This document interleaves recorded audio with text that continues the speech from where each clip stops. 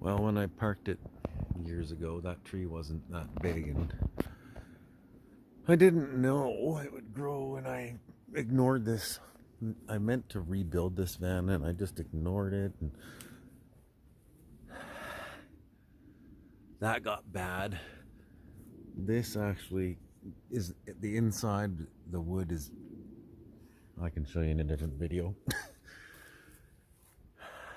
So I'm rebuilding it with plexiglass, like plexiglass, fiberglass, because it got a few rust holes. But she's a good old van, and she started up right away, as you saw in that other video, so